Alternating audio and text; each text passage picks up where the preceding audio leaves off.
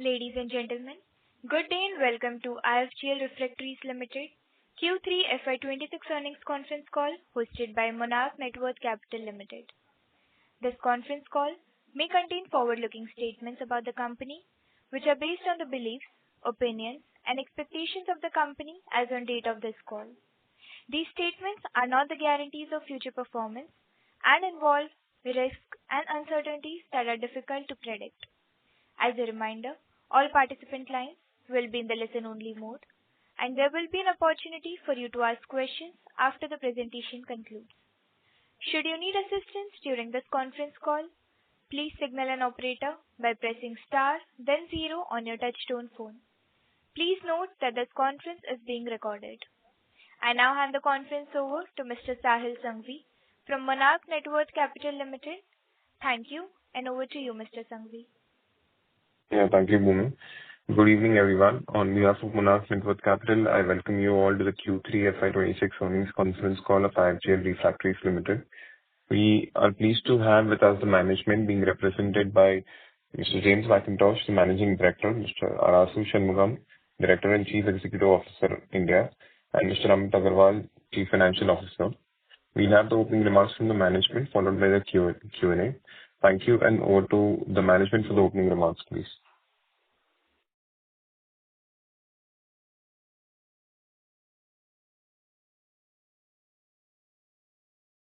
Good evening, ladies and gentlemen. Thank you for joining us on the IFGL Refractories Ltd Q3 and 9 months FY26 earnings conference call. I hope you and your family and friends are in good health. Joining me on the call today are Mr. Arasu Shanmugam, Director and CEO India, and Mr. Amit Agarwal, our CFO and SGA, our Investor Relations Advisors. Our results and investor presentation have been uploaded in the stock exchanges, and we trust that you have had an opportunity to review them. I am pleased to share that we delivered healthy revenue growth during the quarter. Consolidated revenue grew by 23% year on year, while standalone revenue increased by 16%. Gross margins moderated during the period due to changes in product and sales mix. EBITDA margins were impacted by elevated employee costs and related overheads during the quarter. We have initiated cost optimization measures and expect gradual improvement in margins over the coming quarters. Standalone EBITDA stood at 8.4%, translating into a margin of 6.5%, while consolidated EBITDA was 24% with a margin of 10%. Now let me briefly touch upon the global steel industry outlook. We continue to operate in a volatile global environment. As per the latest outlook by the World Steel Association, global steel demand is expected to remain broadly flat, followed by a modest recovery in 2026. Whilst trade tensions and geopolitical uncertainties persist, infrastructure investments and improving financial conditions are expected to support gradual stabilization. Regionally, China's steel demand is projected to decline by around 2% in 2025, with the pace of decline moderating in 2026 as the housing sector stabilizes. In the US, demand is expected to grow by approximately 1.8% in both 2025 and 2026, supported by infrastructural spending and stability. Europe is also expected to witness a gradual recovery, with demand projected to grow in the region of 1 to 3% over 2025-26, aided by infrastructure and defense spending. Importantly for us, India continues to remain a key growth engine, with steel demand projected to grow by around 9% over 2025 and also in 2026, driven by broad-based expansion across steel-consuming sectors. Demand growth is also expected to remain robust across several developing economies. Against this backdrop, our strategic focus on domestic operations has yielded strong results. India remains one of the fastest growing steel markets globally, and in our India Made, India Sold strategy has delivered meaningful traction. On a 9-month basis, our India Made and India Sold business grew by 25% year-on-year, reaching 648 crore in revenues, reinforcing the strength of our domestic positioning and gaining the market share. Moving ahead, our American operations have shown encouraging improvements during the quarter. The recent tariff-related developments, calibrated price adjustments with key customers, and a rebound in demand supported strong performance. Revenue by our US operations grew by 37% year-on-year. Profitability in the region has also improved on a sequential basis, and we are confident of carrying this momentum into Q4, subject to stable market conditions. In Europe, revenue grew by 39% year-on-year, whilst overall regional demand remains challenging. We have taken structural changes within the team and repositioned our focus from application equipment towards core refractory products. These initiatives have begun to show results at the revenue level. However, profitability in the region remains under pressure due to higher operating costs. We are working towards operational improvements and aim to move towards break-even over the next financial year, assuming stable macro conditions. Sheffield Refractories has been operating steadily and continues to progress at a measured pace. The technology transfer to India is underway and is expected to be completed by March 2026.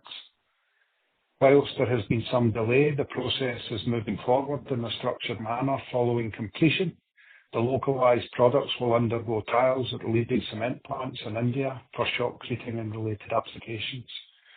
Beyond these geographies, we are also strengthening our presence in the Middle East and Australia, where we see emerging opportunities and potential for incremental growth over the medium term. In conclusion, while the operating environment remains dynamic, we believe the company is positioned on a stable footing.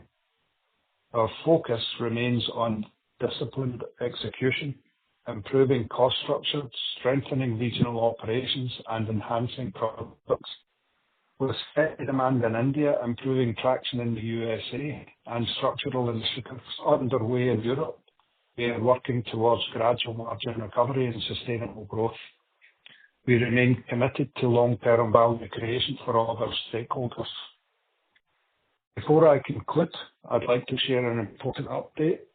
As part of our previously announced succession planning, I will be stepping down as Managing Director of the company upon the close of business hours on the 28th of February 2026, and will also cease to be a Director effective 1st of March 2026. Based on the recommendation of the Nomination and Remuneration Committee, the Board has appointed Mr. Mihir Prakash Bajoria as Managing Director of the company for a period of 3 years, commencing the 1st of March 2026. I am very confident that under his leadership, the company will continue to build on its strong foundation and pursue its long-term strategic objectives. I will continue to remain associated with the company and its wholly owned subsidiary, IFGL Worldwide Holdings Ltd, in a consulting capacity for a period of 3 years from March the 1st, 2026, ensuring continuity and smooth transition.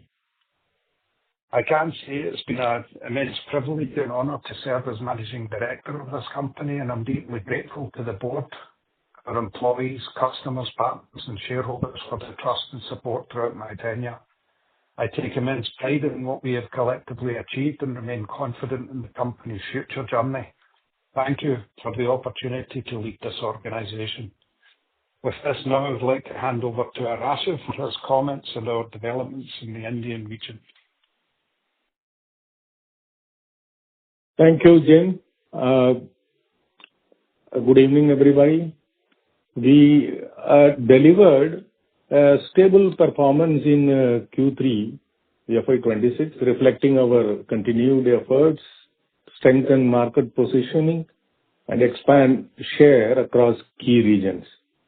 On a consolidated basis, total income increased by 23% year-on-year, while standalone revenue grew by 16%, largely driven by strong momentum in the domestic market. Profitability during the quarter was impacted by, as it was mentioned, higher employee expenses and related overheads. In addition, lower export offtake and continued investments in business development and marketing initiatives weighed on margins. We have already initiated targeted cost rationalization measures and expect gradual improvement going forward. Turning to operations, our India business continues to perform strongly and remains the core growth driver.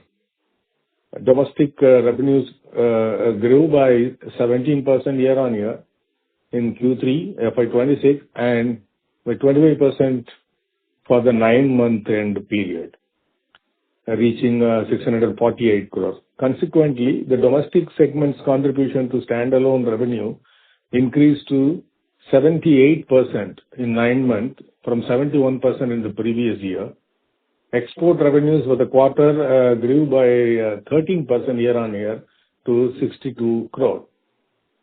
Our focused approach towards the domestic market has strengthened our engagement with leading steel producers. Supported by advanced technology capabilities and continuous innovation at our R&D center, we have expanded our customer base and deepened penetration across steel and cement plants.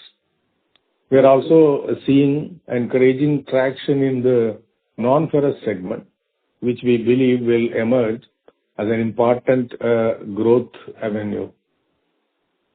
On the expansion front, our greenfield project at Khurda, Odisha has commenced and is progressing as planned, with a completion target by the end of financial year 27-28.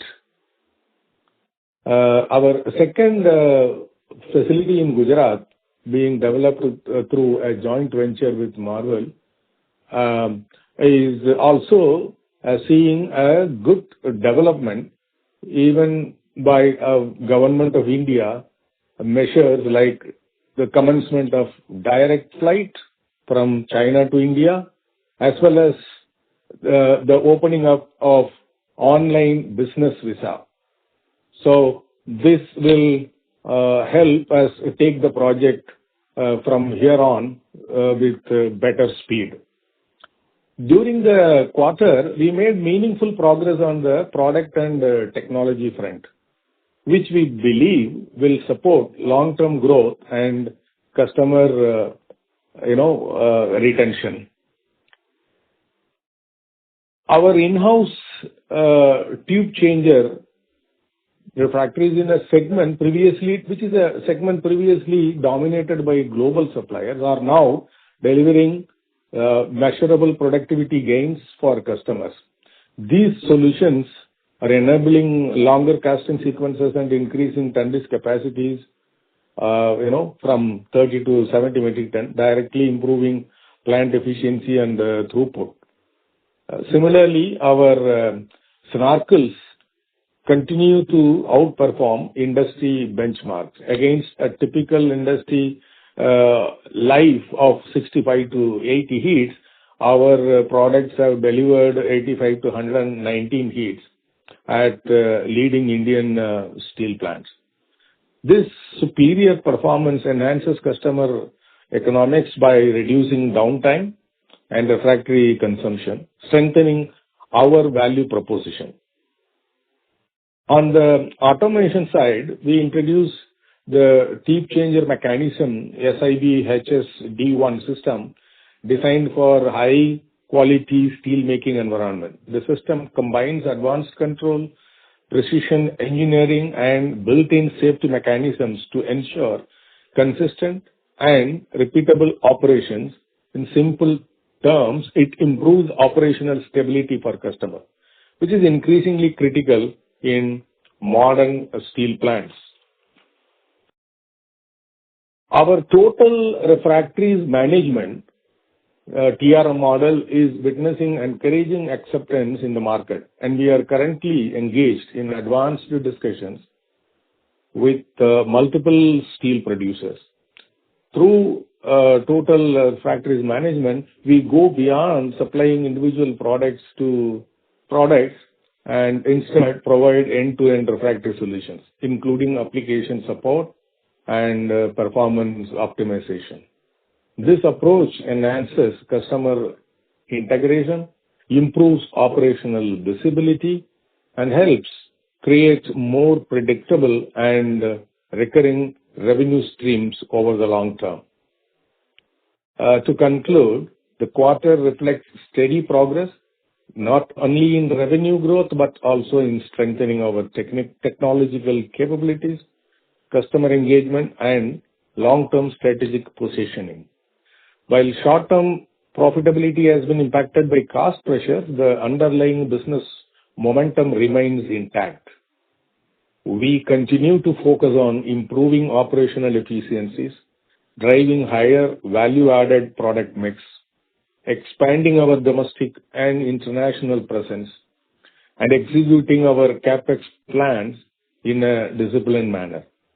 With improving traction in key markets, growing acceptance of our advanced solution, stronger customer relationship, we believe we are building a more resilient and scalable business platform.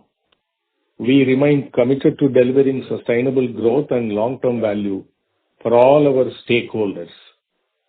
Thank you. And we are now happy to take your... With this, now I hand over to Mr. Amit Agarwal, CFO, for financial performance. Amit. Thank you, sir. Let me just give you a brief on the financials.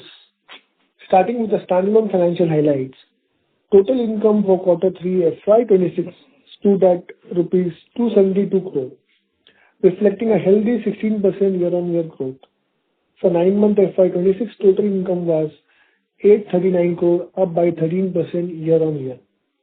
Gross margin were 44.4% in Q3 FY26 and 45.4% for 9-month FY26. Margin moderated during the quarter due to change in product and sales mix. EBITDA for the Q3 FY26 stood at 17.8 crore. EBITDA margin was 7% for the quarter and 11% for 9-month period ended. Margin during the quarter were affected by higher employee cost, increased investment in business development and marketing activities. We have initiated targeted cost rationalization measures and expected gradual improvement in the coming quarters.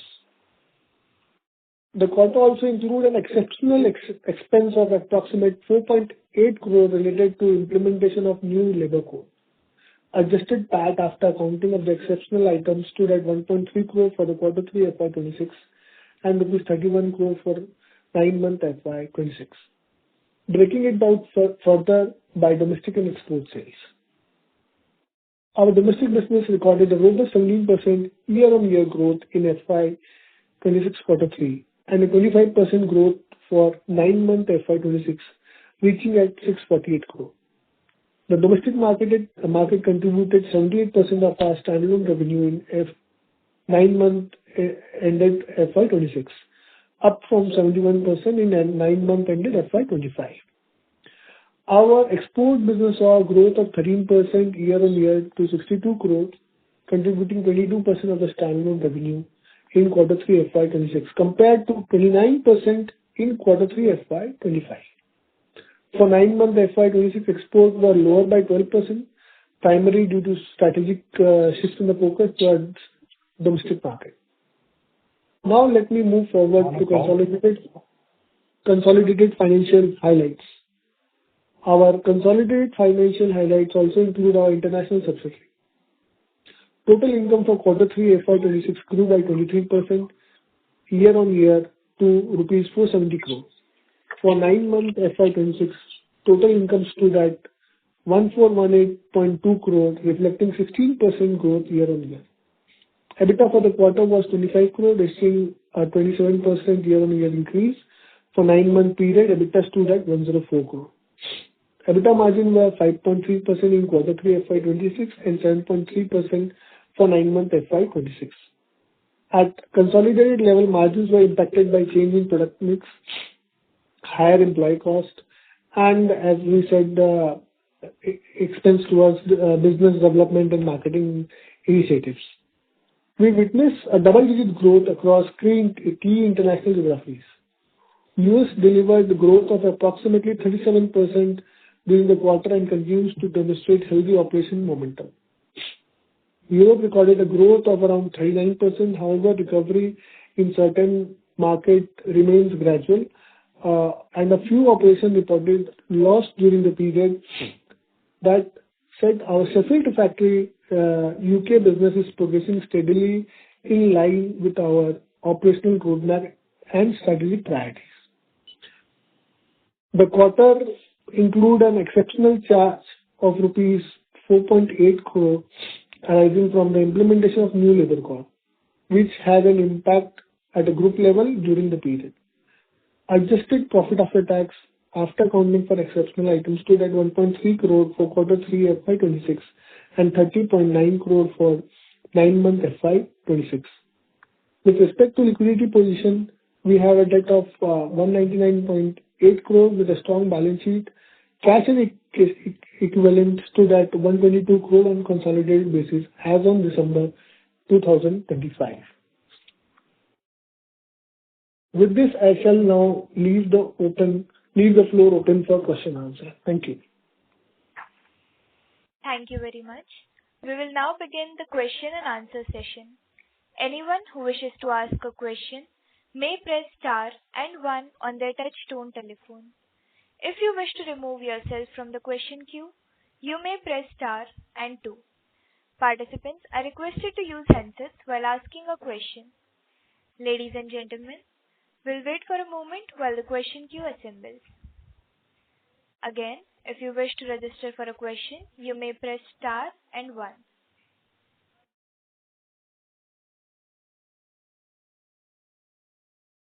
Our first question comes from the line of Rohan Mehta from Nexus Capital. Please go ahead. Yes, thank you very much for the opportunity. Am I audible, sir? Yes. Yes. So I have 3 questions. So firstly, sir, under this total refractory management model, can you give us some idea on what would be the revenue visibility and margin profile compared to the traditional product sales? Okay. Other 2 questions? Okay. So I've seen this for, US revenues have grown 37% on YOY basis, benefiting from the tariff-related development and the price adjustments. So just wanted to understand how much of this growth would be volume-led and how much is price-driven.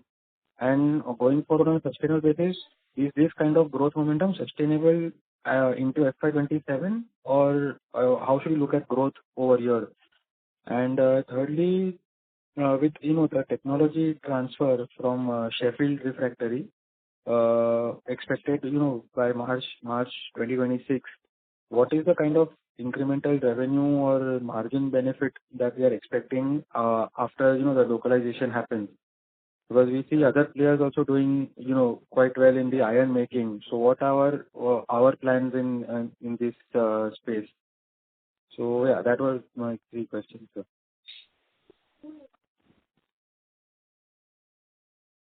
Okay. See, I would leave that USA part to our managing director. The other 2, let me respond. One is that TRM model.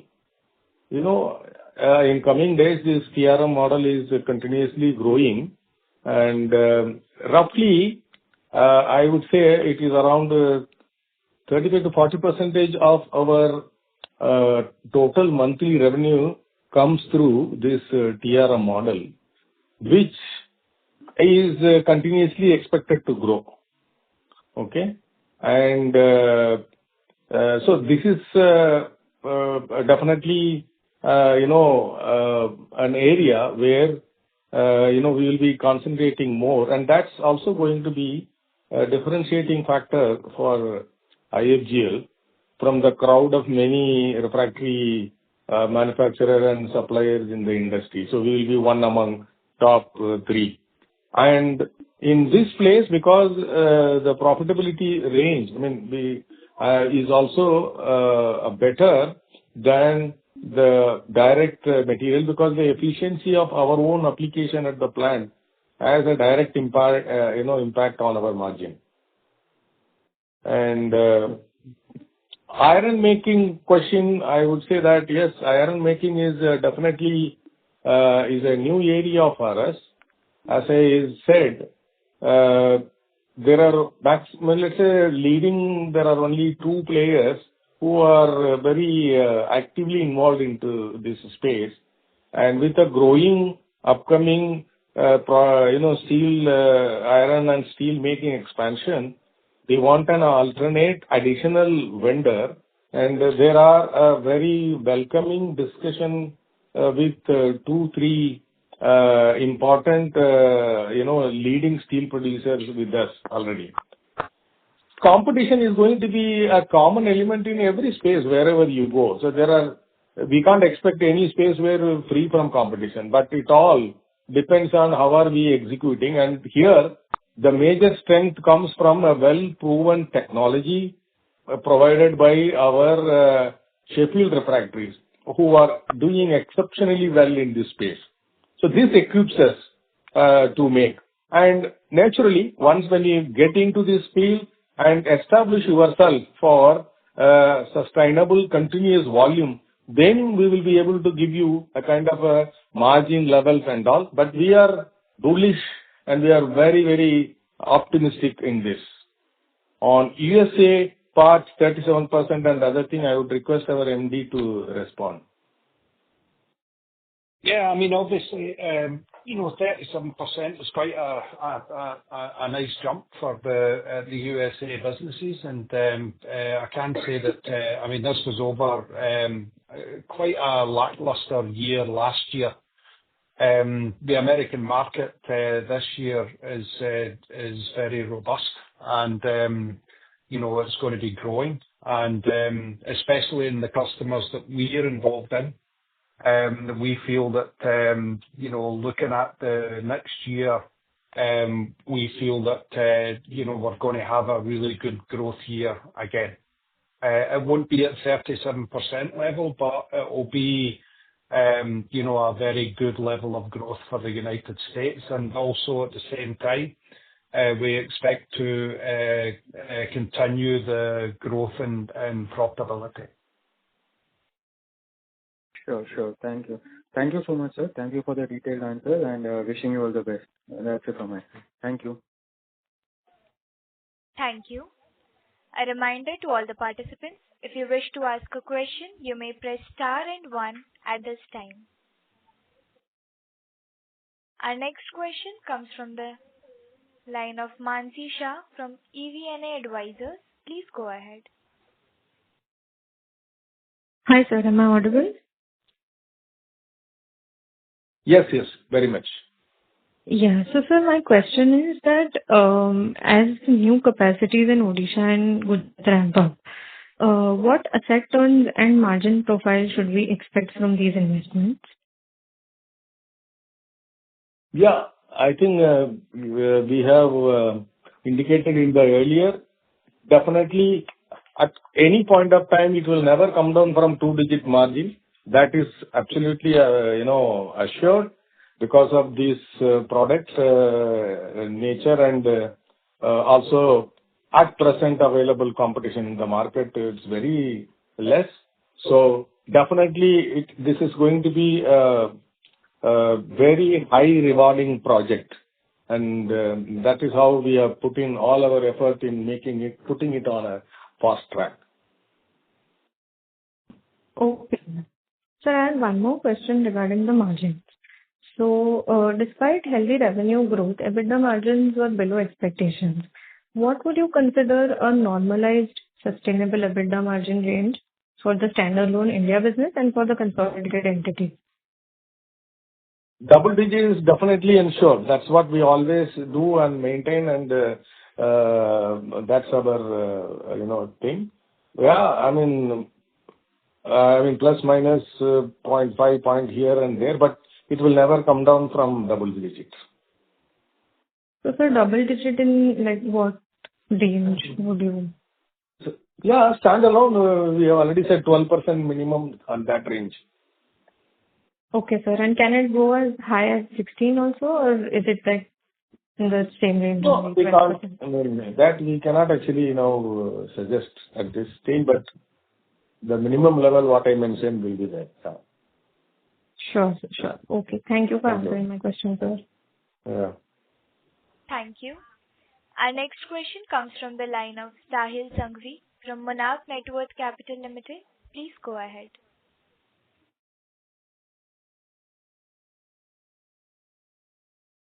Sahil, kindly unmute your line and go ahead with your question.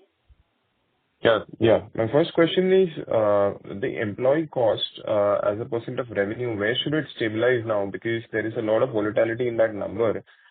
So for our modeling purposes and for our assumptions, where should we look at that number? Would it be fair to say that it will be around 10% or it would be 12-13% of the top line? Can you help us? Yeah, it will be around 10% only for coming year, because as we know that we have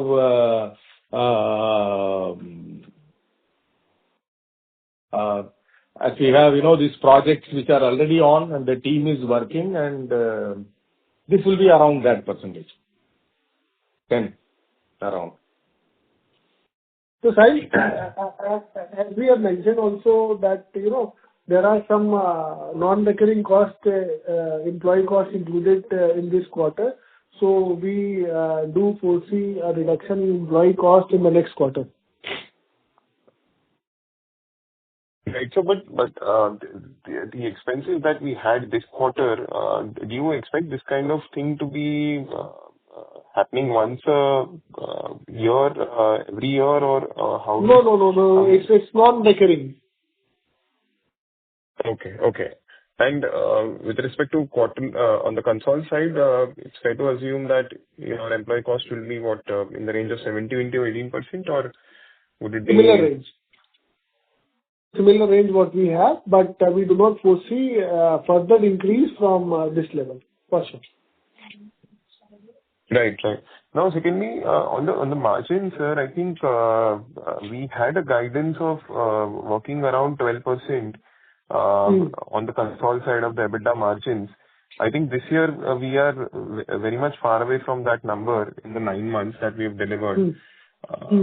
So, I mean, can we get back to that number in next year or FY28? What would be your guidance? What would be your understanding on that? See, as you know that because of UK operation, our margin are getting eroded. Okay, our US operation has come back and is performing well. So our US operation with respect to revenue is doing good, and as we inform that we are working on the cost optimization, so we are hopeful that in maybe in couple of quarters we'll be able to reduce our losses or make it zero for Monocon, and then we can expect then growth in EBITDA margin for consolidated. And what will be these measures that you are taking up on the Monocon side, which will help us turn positive on the margins? There are different operational efficiency, cost cutting, everything is there. As we have worked upon sales, we have regained sales, part of the sales. We work on the cost efficiency model also to get back on track. And obviously, market has to support us. Right. Got it. And lastly, I wanted to know your CapEx number. I mean, how much will you spend on the CapEx side this year and next year? So Sahil, I think we have already announced that we have 2 major CapEx in the pipeline. One is for the Khurda project, which will be around 325 crore approximately, and which will be 100% IFGL project. And second is your JV project, which will be 51% IFGL and 49% Marvel, which will cost around 300 crore. So this we need to bifurcate in 2 years' time. So this year and next year you will complete both these spendings. This is exactly what I want to understand. FY28 Khurda we are targeting to close, and 29 is the target for Marvel. Okay, that doesn't answer my question. I'm asking you, this year, how much will be the spending? So that will be bifurcated. Let's say 350 crore will be bifurcated into 2 years, maybe 60% to 70% this year and balance next year. And Marvel will start after this regulatory approval. We have already acquired land that is already spent. So we need to spend just 50% of 30% of investment, because it is bifurcated into 70-30% debt equity, 50-50 debt equity. Hope you got it. Yeah, so that first year will be, that spending will start from next year, right? FY27. Yeah. Okay. Thank you. That's all from my side. Thank you. Ladies and gentlemen, if you wish to ask a question, you may press star and 1 at this time. Our next question comes from the line of Rajesh Majumdar from 361 Capital. Please go ahead. Yeah, so I had a question on the standalone business. Why are our margins so sharply down despite peers reporting a better performance this quarter on account of slightly better pricing and slight moderation in RM costs? What has happened this quarter in our product mix that the margins are so sharply down when it should have been a better quarter compared to the earlier quarters for the domestic business?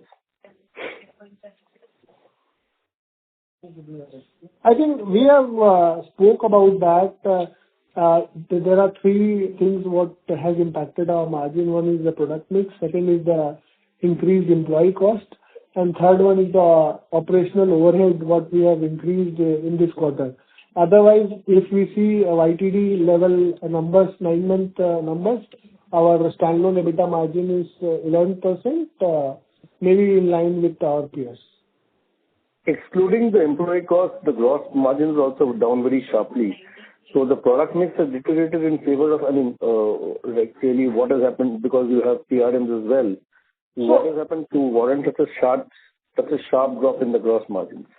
You see, every quarter we may not have the same product mix. It may vary from quarter to quarter. We are hopeful that next quarter we'll have a better product mix and margin levels.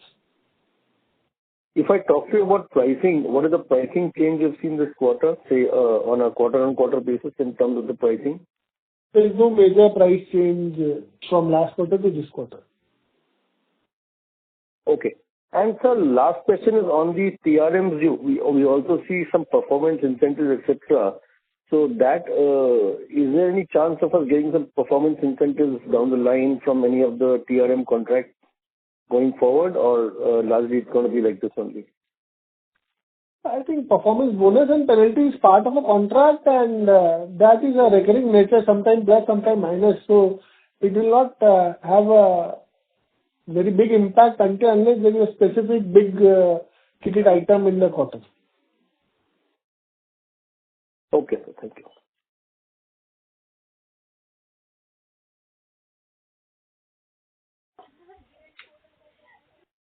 Thank you. Our next question comes from the line of Hemkesh Khattar from Green Portfolio. Please go ahead.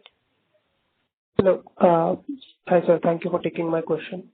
My first question is regarding the technology transfer. So earlier, the management had given a guidance of technology transfer to be completed by December, but now we have moved this to March.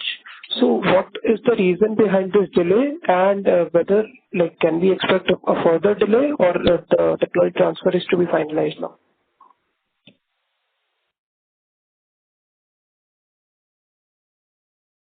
No, we are expecting, because the delay was due to some of key, the technology is combination of both material as well as application installation, combined.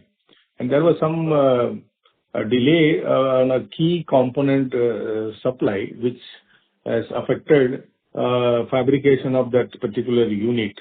So we are now expecting this to be shipped in end March, April. So we will get it Q1, end of Q1 next year. So from there onwards, our journey starts. Okay, that's very helpful, sir. And the second question is regarding the capacity utilization. So, if we specifically talk about the two Visakhapatnam plants that we commercialized in FY25, what is their current capacity utilization? No, but there's various different lines, and different lines are varying, and there are two lines which we just recently only started.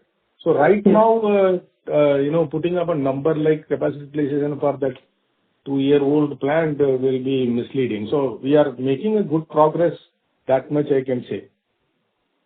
Okay, and is there any guidance of incremental revenue to come from those plants going forward? No. I mean, that is included in our entire growth, and I think specifically we don't have a number to, tell in plant-wise. Okay, sir. Okay. And just one thing, what is your guidance regarding FY27 growth numbers? 27, I think, will come next quarter with our guidance. This year, let us close this year first. We are still working, yeah. Okay. And just one last thing, that in the investor presentation, you have mentioned some regulatory delays coming in the JV. So can you please elaborate there a little? No. See, that's like actually specific to this particular case is PN3, that press note number 3, which suggests, the one layer additional, approval required when we bring technology from the countries, sharing the border with our nation. So that is the thing which is now coming. But now, as I was mentioning in my opening remark, that very positive things which are in public domain now, that, direct flights, which was not there for almost 3-4 years, now it started. And also now a special manufacturing and technology transfer related business visa, which is also already approved for this, the neighboring country, what we are discussing. So all positive signals are coming, and so those are all the things. Okay. Thank you, sir. Thank you. Thank you. Our next question comes from the line of Praveen Jayaraman from Avendus Spark Institutional Equities. Please go ahead. Good evening, sir. Thanks for the opportunity. Hope I'm audible. Yes. My question is in the line of dolomite refractory. In the earlier con calls, we mentioned that the size of the market will not be only pertaining to the stainless steel as end market, and we could take global average or global usage of dolomite refractory and apply that in India as a market size. Sir, here my doubt is if even in normal steel case, if you are using dolomite refractory, what would be the case of switching here? Whether it will be on a quality basis or it could be on a cost basis? It is primarily on quality basis because of the material, it contains. It helps making cleaner steel compared to the conventional thing. So it's basically on quality and not the cost front. It is a special refractory, yeah.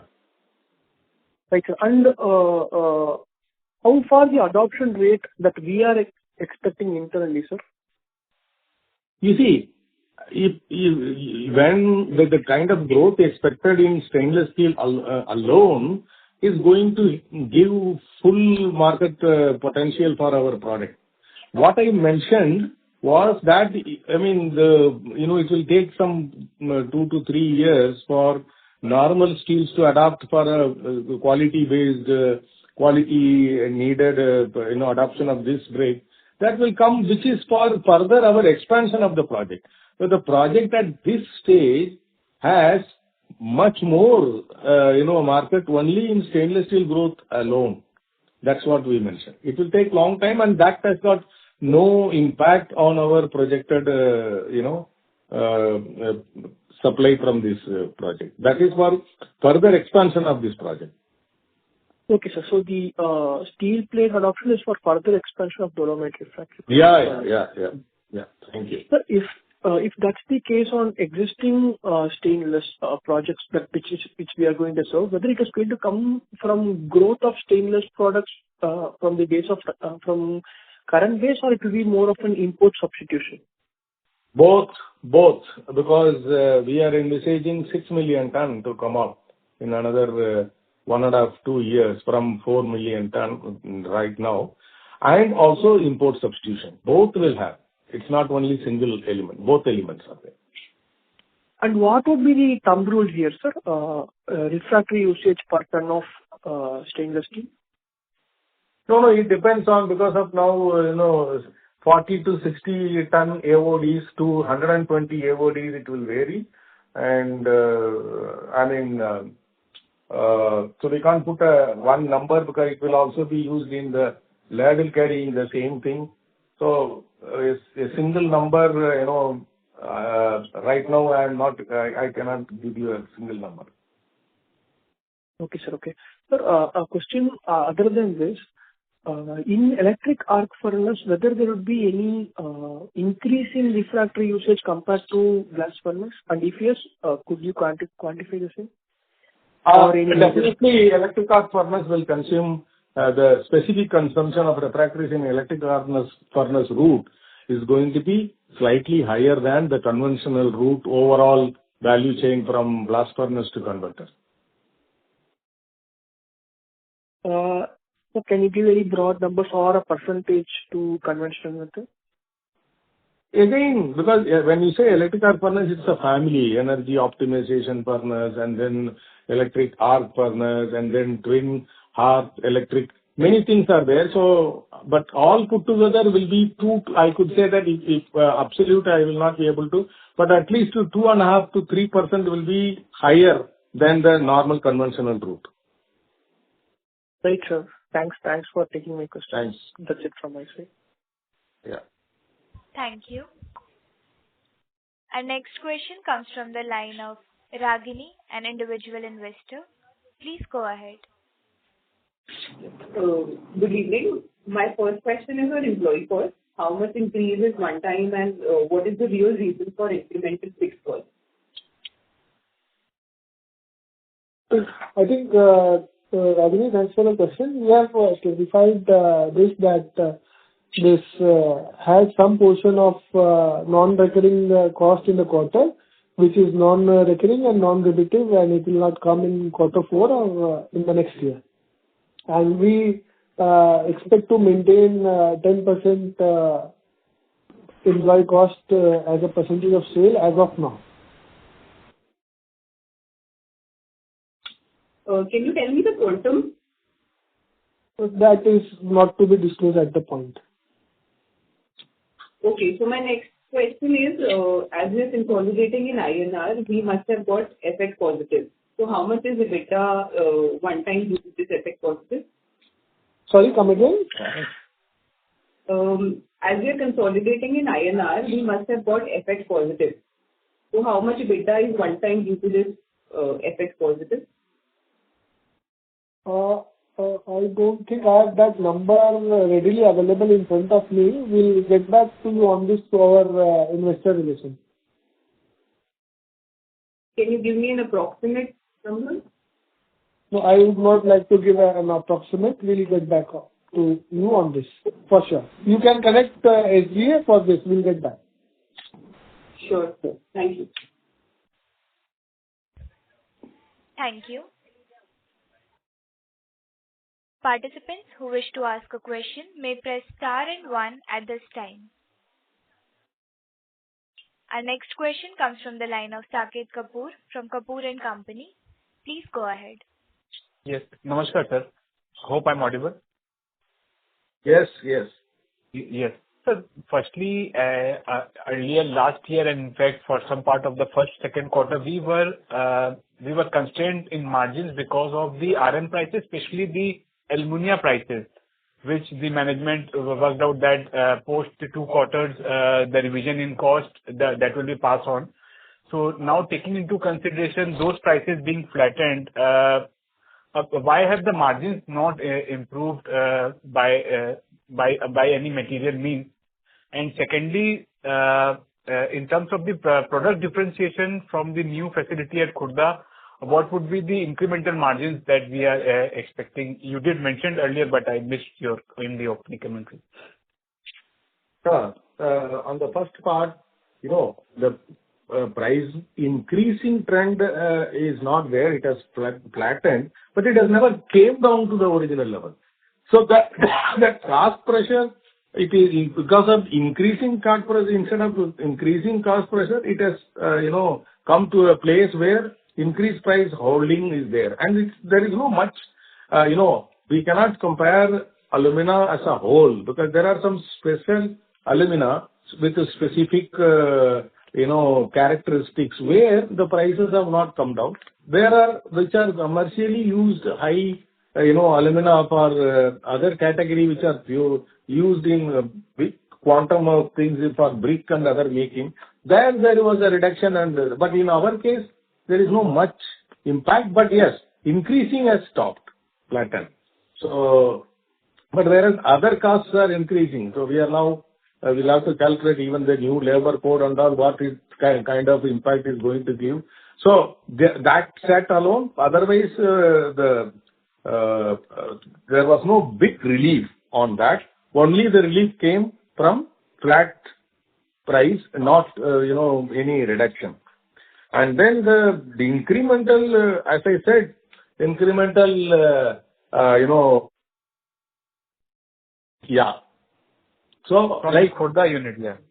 Khurda unit, incremental from whatever now, it will be around, if not more, minimum 8 to 10%.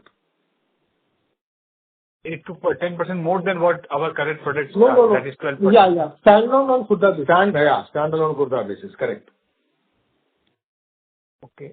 No, sir. What I'm trying, standalone Khurda will be 8% higher than what we are doing currently in the standalone, or will be at 8%?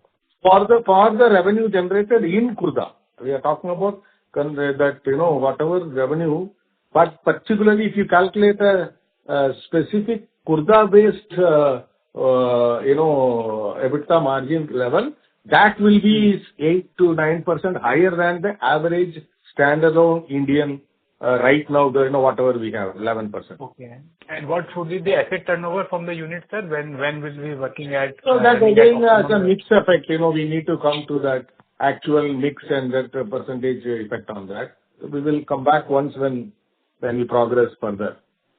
Okay. Sir, earlier Amitji mentioned that employee cost for the standalone unit will be 10% of the revenue. So if we take this quarter number at 270 crore, the normal rate would have been 27 crore, wherein we had employee cost of 35. So this will get even out for the next quarter. So there is one-off in the employee benefit expenses for this quarter. Yes. Okay. And for the consolidation, it will remain 12%. Yes. It remains at the same level. Obviously, the impact of standalone will be passed on there. Right, sir. And lastly, sir, just to understand the cost structure for the sector as a whole and our company, the bottom line is not commensurate to the type of effort that we are doing in terms of the capex, the EBITDA number, and then the final PBT. There is a very strong declining trend there. The numbers do not suffice to commensurate for shareholders' value. So where do we stand today in terms of that value creation exercise, which I think so earlier our CEO had mentioned? We did came out with a bonus issue that is also counterproductive in terms of the tax de-incentivization that we have currently for bonus. So what's the thought process for creating the value for your shareholders? That has not happened, sir. No. You see, all what I have mentioned is the new technology and the better solution and all. So all seeds, we have put seedings.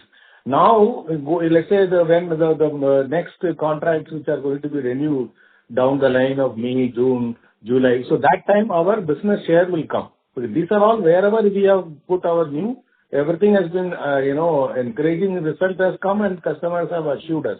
So I said it is seeding, so the coming quarters it's going to yield us. I think also, Aras, if I could add, obviously, as Amit mentioned earlier, the UK business has been under considerable pressure for, over a year. We implemented many plans there for new product developments, and many of these new products have already entered the market, unfortunately, because of the market conditions in Europe, and many of their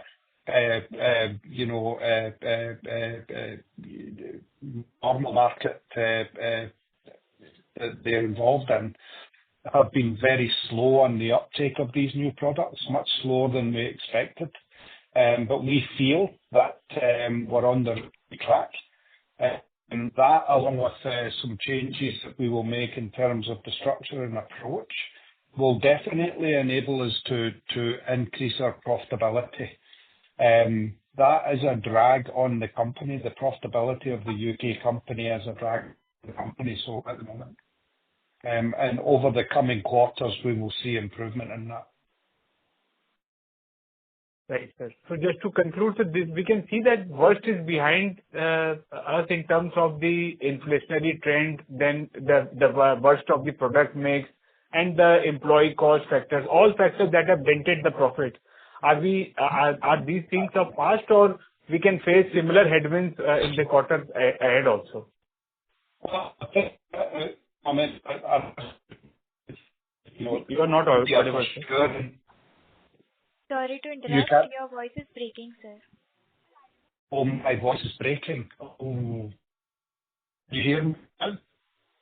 No, it's still cracking. No. Is this okay? Yes, this is. Yes, sir. Yes, sir. Sorry, what happened there? As Amit and Arasu mentioned earlier, I mean, and on the Indian side, for sure, we feel very strong that everything's moving forward. On the overseas side, as Amit mentioned earlier, the USA is very strong, and we see it continuing in the future. Hoffman Ceramics is, we feel, the bottom is moving forward and moving up. Sheffield Refractories is very strong. The main area only in the company that we need to work on, and we are working on very hard, is the Monocon business in the UK.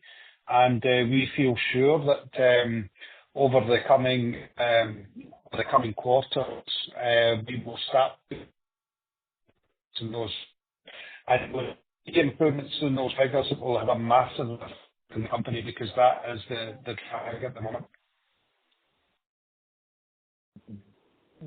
So you were not completely audible. If Ashu sir could supplement what John sir was trying to. No. I'll just update what he was saying, that, the Monocon UK business is the only drawback what we have is dragging us down, and we need to work on that, and we are already working on that to overcome the losses. I think if we overcome that, the things will be aligned. That's why we wanted to convey this. Okay, that is where the European operations are. So we are settling with those. Yeah, correct. Okay. Sir, hope for better times, sir. Thank you, and all the best to the team. Thank you so much. Thank you. Our next question comes from the line of Sanjay Nandi from VT Capital. Please go ahead. Yeah, thank you for the opportunity, sir. Sir, what percentage of our total portfolio is being contributed by Q-Control Refractories on a consolidated basis?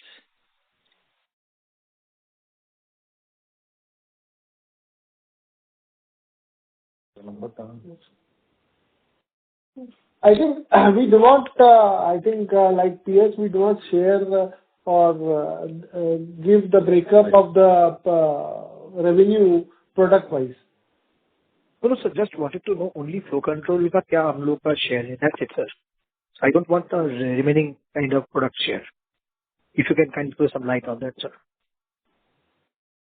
I don't know, Asif, if you would like. Yeah, I mean, it's close to, let's say, our flow control per se will be around 50-55%. Got it, sir. Got it, sir. Thank you for my side, sir. Wish you all the best. Thank you. Thank you. Ladies and gentlemen, we take that as the last question for today. I would now like to hand the conference over to Mr. Sahil Sanghvi for closing comments. Over to you, Mr. Sanghvi. I just want to thank the management for elaborately answering all the questions, and also thank you to all the participants for participating in the call. The managers, would you like to give any closing comments, please? Yeah, I mean, we hope we have been able to answer most of your queries. We look forward to your participation in the next call. For any queries, you may contact SGA, our investor relations advisor. Thank you. Thank you very much. Thank you. On behalf of Monarch Networth Capital Limited, that concludes this conference. Thank you for joining us, and you may now disconnect your lines. Thank you.